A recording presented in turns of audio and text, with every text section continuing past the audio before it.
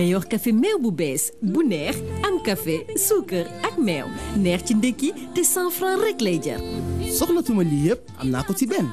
meilleur café meilleur sucré meilleur thé meilleur chocolat meilleur nature ñamase. te meilleur am na bu choco bu thé ak bu sucré te 100 francs rek lay jar. fii ci siège le siège bi bàyyi ko bu neex.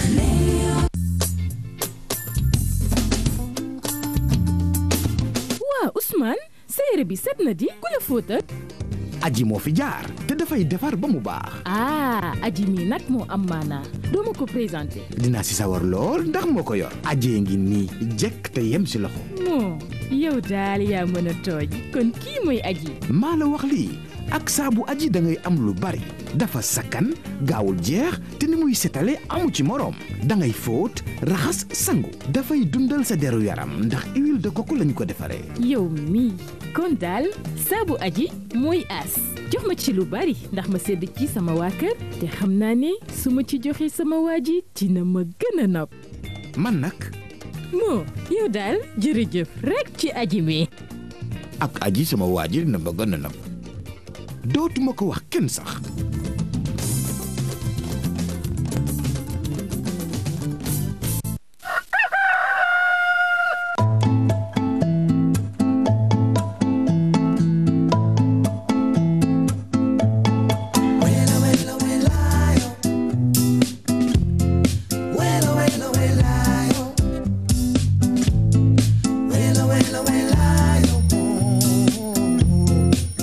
Bonjour, bon réveil, merci d'être avec nous sur Télévision Futur Média. On a envie de faire la fête parce que pour certains, aujourd'hui, c'est un début de week-end.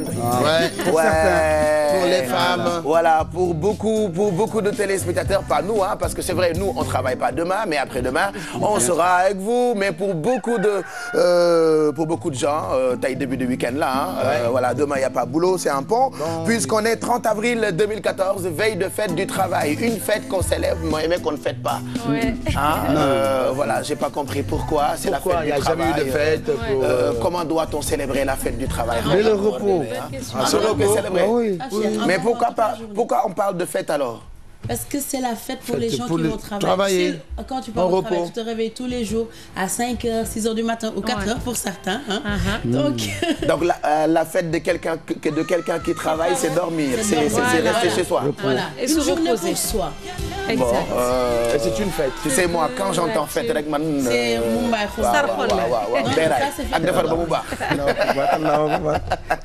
Bon, en tout cas, c'est un pont aujourd'hui, hein, 30 avril 2014. Merci d'être avec nous. Et comme d'habitude, ñu fas yéene leen bégal ba ngeen kontaan jox leen yi leen di bégal ak yi leen di jëriñ maanaam utile ak agréable. C'est un peu ça loolu moo tax ñu ne émission bi la ñu plébiscité comme meilleure émission télé meilleure matinale bi réveillé sénégalais yi toute la matinée du lundi au vendredi 7h ba 11h comme tous les jours. Voici ce qui vous attend ci mercredi bi tey comme chaque mercredi ah dañuy màggal sport dañuy màggal tàggat yaram ah oui c'est ça mercredi bu jot ci la ñuy voilà ci la ñuy màggal tàggat yaram grâce ak le seul Saint-Louisien qui nous reste à part mon père. Voilà. Le Saint-Louisien 5 étoiles Malal Junior Diagne. Assalaamu aleykum Mahlal. waaleykum salaam wa rahmatullah Baye Cheikh. naka suba si. sant mu ñëw ko moytu. mercredi ak xuleeg wax ju bëri. waaw kese. da ciy bokk nag da ciy bokk nag wax ju bëri de saxal na ma loolu waay. xuleeg wax ju bëri. wallaay wax nga dëgg. Alors tey je sais qu'on parlera dinañu waxtaanee ci exploit wu Real. ah oui ah oui ah oui te kat sama classe gi man faruma fenn de. dégg su ma déggee quand il y a plus de wee chez quelqu'un moi je suis là-bas. ah voilà oui non. je suis comme ça. faruma ak benn mbër faruma ak benn équipe. à part Moussa Dioum. côté mbër. super. voilà Moussa Dioum man mooy sama mbër Parcelles Mbooloo. donc souvent on me taquine naan ma sa mbër bi du mos a gagner et tout. mais bon je le dis yàlla baax na quoi il peut être roi de l'arène on sait jamais ah. jamais donc Real ak yeneen biir quoi. waaw danañ waxtaanee Real waxtaanee les matchs d'aujourd'hui dinañ def taxaw seetlu si lamb ji passé dimanche bële. ndax dafa benn jël bu spectaculaire bu amoon. diggante Yékini Junior ak Modou Anta. seeti nañu benn koo xam ne dafa am xam-xam ci wàllu arts martiaux. dinañu ci waxtaan. dinañu waxtaanee aussi football fii au niveau local. waxtaanee pétanque. waxtaanee aussi coow yi ñu fi wax naan dañu dàq Amara Traoré fële. ca Guinée. dina ko pare. démb ci guddi lañu waxtaan ak moom téléphone. moo sax jiite démb séance ba. donc yooyu yëpp dinañ ci dikkaat ak yéen dikkaat aussi ci programme Sénégal équipe nationale bi ci éliminatoire Coupe d'Afrique 2015 mu daj ci ñaari yax yoo xam ni goñu du ko wanaasu. Égypte il paraît. ak Tunisie. waay ah. man sama kañ ça va être chaud ça va être chaud. mais bon de toute façon ñun comme mënuñoo fase suñu équipe nationale. quand même saa yu ñu leen fase rek. Baara Sow di leen. équipe nationale voilà lu mu métti à chaque fois. ñu fase leen dañuy àndaat ak ñoom donc loolu mooy menu seen séquence sport bu ca kanamee ak Malal Junior Diagne alors l'homme le plus fou ci àddina il est là ah il s'appelle Exidex waaw. Il accepte en plus. C'est la folie, hein, c'est pas facile. Elle est belle. De la voir. Mais elle est belle. Tu peux pas être fou, toi, par exemple. Non du tout. Moi, je suis normal, je suis fou. Ouais. J'ai quelque chose de plus que toi. Y a pas de ouais. Je peux être fou tout de suite, je peux me déshabiller là. Non, je t'en prie. Non, CNRA il paraît que dañu am ay techniques yu bees yu ñuy contrôler télévision yi ak rajo yi alors maintenant pingeel say cër. Il faut pas que tu te déshabilles en direct. bul si meeku quand même rus ñu suturaal ñu ah bul tax ñu waxtaanee ñu tey wala nga bëgg a jox Sénégalais lu ñu wax ci week-end bi. jour premier. dama leen bëggoon di yóbbu xalxuus ndànk rek. non c'est pas grave.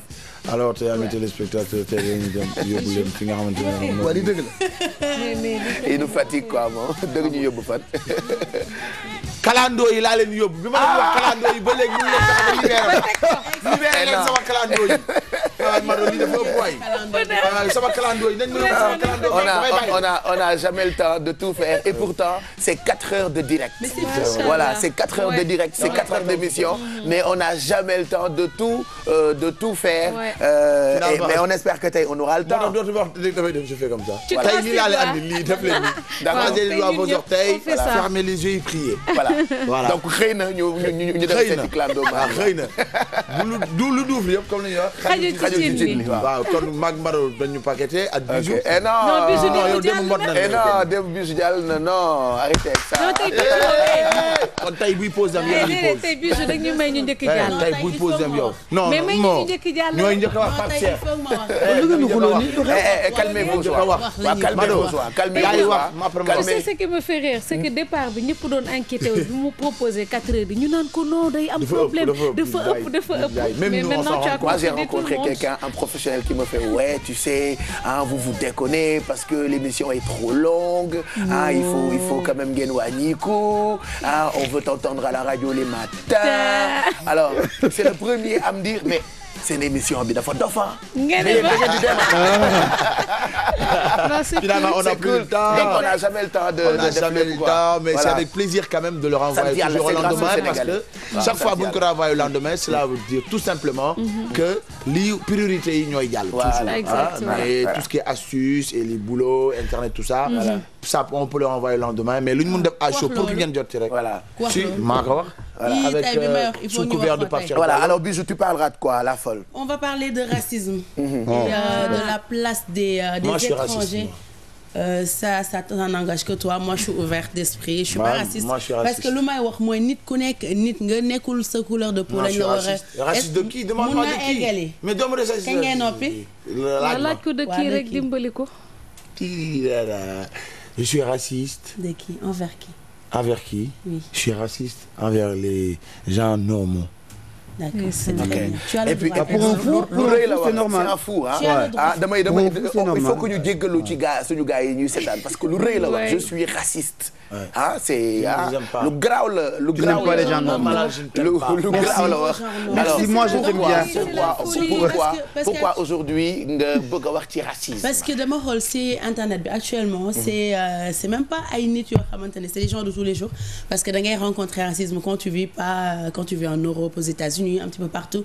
Mais là c'est des sportifs de haut niveau yoo xam ne ñoom ñoo nekk victimes de racisme. Et puis les gens ont réagi pour trouver des solutions. Et cette semaine un grand sportif était très énervé ci ay propos racistes. On parlera de ça. On va parler de ça et puis de la place des Noirs africains, Noirs africaines dans la mode. Voilà. tey moom domaine boobu rek la. Voilà, on pourra pas lépp détailler ci racisme mais daañu ibbi parenthèse grâce ak Bijou donc son monde chaque jour ak lu ci xew tey et va nous donner des astuces pour éviter de dundu racisme ci yenn coins yi ce sera pour tout à l'heure. Mado gis naa nga ndaale sa njambaan ci plateau bi tu parleras de quoi toi? Au fait ça tey nag Pape Cheikh laa jàmb ne. Ok man nga jàmb. Wonal ma Pape Cheikh ne. Donc ça c'est Pape Cheikh moom la ñu dugal ci benn pot def ci donc ça Pape Cheikh. kon de saf na lii lu saf lu baax la. man de noyé bi ñu koy noyé moo ma métti. non Pape Cheikh il faut nga koy tëmbal ci ndox mbiru dialyse bi la fi mu ne nii dialyse bi wax la voilà dama ko nëkkal donc aujourd'hui on va parler Pape Cheikh d'astuces yoo xamante ne tey recyclage au fait laay def. Recyclage mais lépp dañ koy indi rek ci yëpp yoo xamante ne da lay jox xet bu neex et tout ça dinañ fi indi orange dinañ indi bekk suukar ay xob yoo xamante ne dañ koy for ci mbedd bi di ko dépasser mais ñun dañ ko for nag utiliser ko mu jox ñu lenn loo xamante ne xet gu neex ci sunu biir. Donc dama foog recyclage ci ay xott voilà et donc aujourd'hui c'est un autre beneen business. donc am na ñu jëfandikoo di ko sànni mën nañ ko utiliser pour xet bu neex. ak bien-être. Exact. C'est que nag tey dañ ma yeb de da ngeen ci meera ma yeb tey. Alors à 7h30 vous aurez droit à des infos. L'information qui n'attend jamais, c'est Léa qui nous a appris ça grâce à la grande rédaction de Télévision Futur Média. Tout de suite, on la retrouve. Elle, Léa. Bonjour Soukaina. Bonjour. Soukaina. Bien dormi, bien réveillé. Voilà, attendez, je fais attention. Qu'est-ce que t'as? Non, je règle un petit fil pour éviter que en direct de le matin. Tu vas pas tomber. Non, je m'accroche de toute façon. Voilà. Vous allez bien? Très bien. Oui, toi? Très bien, très contente de vous retrouver. Mado, c'est un ours? Oui, c'est un ours, c'est Pape Cheikh au fait. Ah, d'accord. Bon. D'accord, on garde le suspense. Exact. C'est mieux. Super. Alors, qu'est-ce qui sera développé dans le premier journal de ce matin? Et c'est parti, Pape Cheikh. Mesdames et messieurs, bonjour. Ce mardi, à quelques heures de la clôture du dépôt des listes électorales, ce n'était pas le grand rush à la sous-préfecture. À 1 heure de la clôture, on nous annonçait que seules 7 coalitions de partis avaient accompli leur devoir sur 28. Pour ceux qui n'ont pas déposé leur liste, le sous-préfet est ferme, il n'y aura pas de dérogation. Serine Modoukara a reçu la visite des éléments du commissariat central. Objectif, rappeler au président du PVD que le port de la tenue militaire est interdit à ses talibés. Et au-delà du guide religieux et de ses disciples, la mesure vise tout autre civil tenté d'arborer l'uniforme militaire et le ministre de l'Intérieur a décidé d'y veiller. Il vient de réitérer cette interdiction en vigueur dans notre pays depuis 1980. Accidents du travail, plus de 2000 cas ont été recensés en 2013 par la Caisse de sécurité sociale. Les plus exposés restent les travailleurs qui évoluent dans le secteur des BTP et ceux qui s'adonnent à une activité manuelle. Voilà pour les titres. Le développement dans un instant. 10 minutes? Ouais, je pense qu'il est 7h20. Donc dans 10 minutes, voilà. Juste le temps pour moi d'aller me repoudrer le nez. D'aller tàngal sa biir oui gis naa sa café ak sa meew. la cat yaa ngi teg sa yëf. À tout à l'heure juste le temps mu tàngal biiram et puis comme tous les matins celle qui nous accompagne de l'autre côté pour def contact direct ak yéen am na ci ñoo xamante ni mënuñoo dugg ci émission bi mais quand même vous réagissez à travers les réseaux sociaux Twitter, Facebook. On reçoit anytime beaucoup de messages. Elle s'appelle Miss Grain de Sel. Hello Zeyna. Hello Pape Cheikh. How do you feel? I feel good. Bonjour wa rahmatullah. Bonjour à toi aussi et bonjour à tous ceux qui sont sur le plateau. Bonjour. Merci. Xoolal jaay bi. à tous les téléspectateurs qui nous regardent Pape Cheikh ni nga ko waxee rek on reçoit énormément de messages. Alors tey aussi ñu ngi xaar message yu téléspectateurs yëpp ak internautes yi sur la page Facebook de Yeewu Leen. Et puis ñu wax ñu aussi ñiy fêter seen anniversaire ñu souhaiter leen joyeux anniversaire. Et puis j'ai déjà posé une question comme Malal tey day wax ci combat Yekini Junior ak Modou Anta. bëgg nañ xam tamit impression yi nga xamante ne moom la téléspectateurs yi amoon ci combat boobu. Alors c'est la question qu'on pose aujourd'hui lan la ñu xalaat ci combat Modou Anta ak Yekini Junior tontu leen ñu comme ça tout à l'heure rek ñu ñëw ak message yi. D'accord. naka boy nan lañ koy waxee sax. yee boy. yee boy. yee grand. koo dendal dafa teel. non teel na teel na ba ci kanam sama copain waay. gars yi dugal nañ seen ndox yi. yee boy. booy ki nga dendal dafa yore yat la yore yat. non gis nga fil bu verte la mais nee naa tey damay puluf ci régime bi. ça s'appelle comment self défense. voilà self défense. non tey damay puluf bino chocolat ci ku mu dal rek.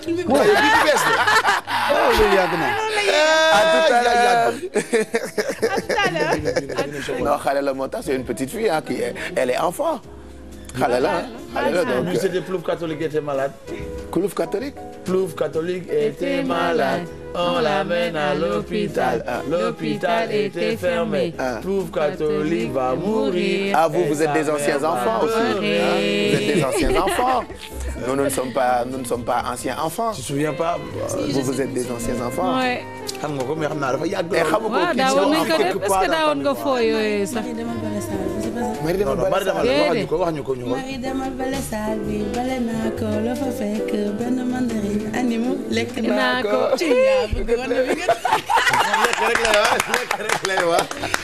C'est cool ça. yow ban nga ci amoon. waaw man comme yii rek.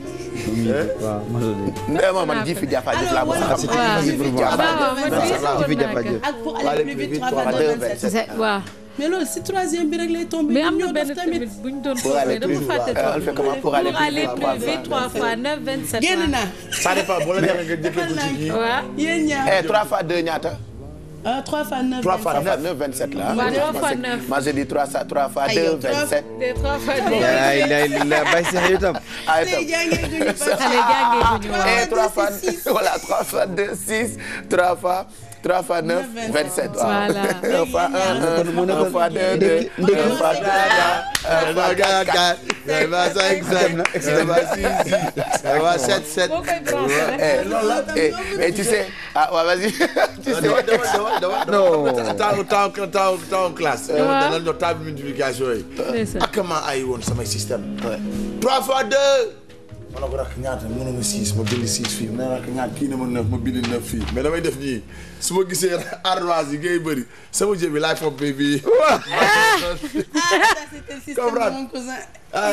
Madou yow.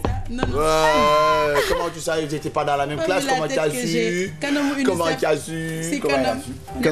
Je sais pas, moi je. yow ni ndànk rek xoolal boo defee da ngay def rek dafa si prof bu ñëwee nii xool xam fi ngay bind 6. fi nga bind 9. super léegi soo ne nii doo fomp gub nga xool gis ñëpp ni 6 yow nga war a 9 da ngay def ndànk rek fomp 9. C'est de la triche. C'est de la triche. C'est de la triche. C'est bien. C'est de la triche. C'est bien. C'est de la triche. C'est pas bien, c'est vrai que mais. Tout le monde l'a fait quoi. La triche c'est parfois. On peut le faire.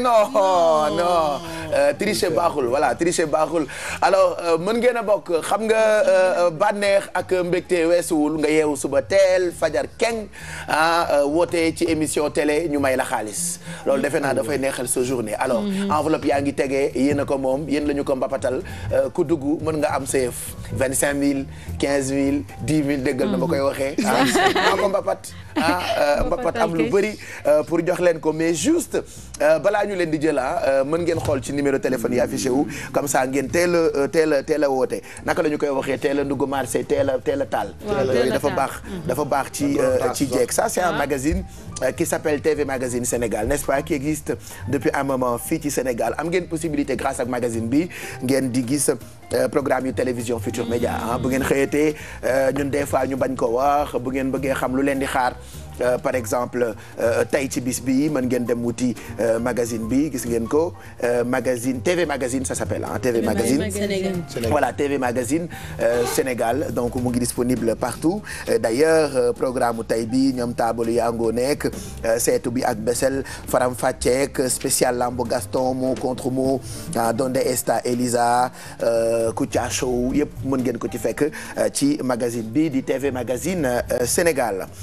Alors ñu xool kuy njëkk a dugg tey ci Yeewu Leen bi ñu jox ko dépense am juste le temps de vous montrer la une bu l'Observateur bu tey bi regardez alors l'Observateur qui titre mais temps yi Ablaye Wade jaral na seen liggéey de. en tout cas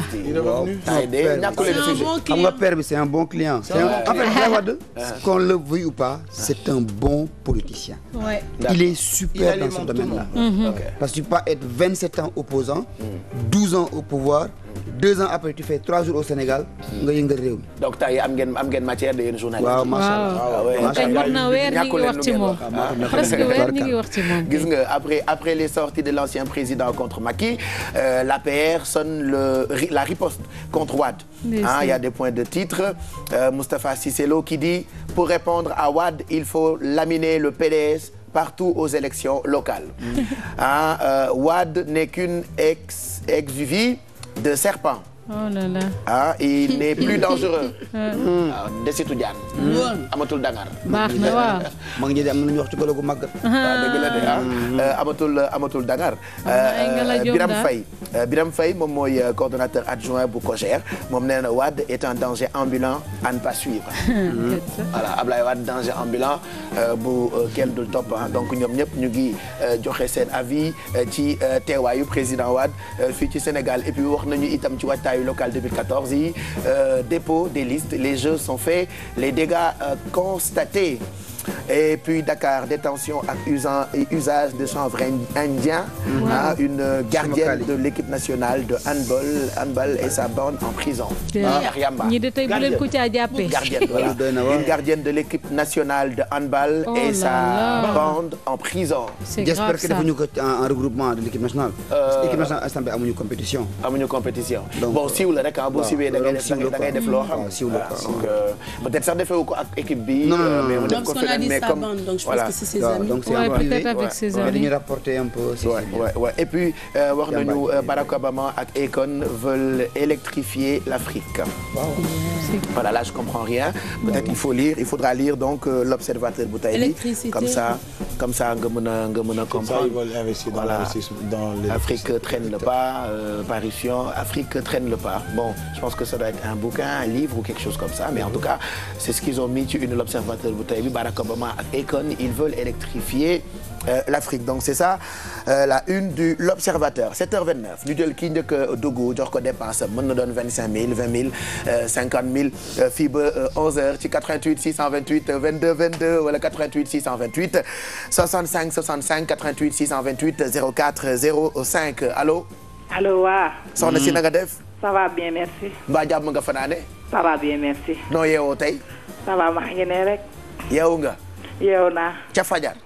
ca fajar. waaw ñàkk yeewu fajar wóorul. wóorul moom. xam nga grâce ak yeewu leen boo yeewoo fajar di nga mën a julli toog bànneexu. bégee ñu teral la bégal la ba nga kontaan jox la itam yi lay jëriñ. waaw. très bien noo tudd ak fan ngay wootee. man Fadouma Leñaan laa tudd. Fadouma. Leñaan. Fadouma Leñaan. waaw. yow de sa maam lañ la tuddee xanaa. boobu tur wu rëy Fadouma Leñaan. waaw. foo dëkk. man maa ngi dëkk Gueule Tapée. yaa ngi dëkk Gueule Tapée. waaw. d'accord alors yow la ñuy déglu lan nga bëggoon ñu defaral la Fadouma Leñaan. xanaa ci teral xéwal yu neexee rek. da nga bëgg ñu teral la da nga bëgg ñu nuyoo la enveloppe. waaw. waaw yaay bañ ñaata ngay dépense boo xëyee yow. man 5000. 5000 ngay dépense ku la koy jox sa borom kër wala kan. waaw sama borom kër moo may jox. ana mu yeewoogul. moom waa yeew na. yeew na. defaral nga ko ndekki. waaw defaral naa ko ndekki kay. loo ko taajal léegi nii ci fajar gi. omelette toj. omelette ñoomlet bu baax bu am poobar. waaw bu am poobar. très bien ak café bu tàng jër te am purit. ak café bu tàng jër. waaw. alors Fadou Malé. waaw léegi jinne ji lay xaar jinne dafe mu ne ma. nee na 20 000. ñeenti junni 20 000 francs. merci beaucoup jërëjëf. voilà donc yow leen may na la 20 000 yoo xamante ni boo xëyee léegi laaw la cat boo ci jotee. nga daw nduggi gaaw yabul ci taxi yi dem. jaajëf merci beaucoup. ndugg sa ndugg bu neex ñëw bégal sa njaboot ngeen àndandoo passer une bonne journée. voilà léegi bul raccrocher téyel téléphone bi comme ça ñu jël sa numéro nga mën a jot ci xaalis bi grâce ak Yoni Makas balaa naaj dégg nga. merci bonne journée yéen tamit ci ngeen bokk ak fu ngeen mënti nekk ci Sénégal woote leen ñu ngi leen di xaar numéro yaa ngi noonu ci suuf ku dugg mën nañu laa jox loo xamee ni mën nga cee bégal sa bopp ak sa njaboot suba liggéey du am donc kuñ ci jox juróom mën ngaa dafoo bégee ci tey ak suba parce que yooyu daf ciy baax te yeewu leen moo leen ko jagleel voici les infos.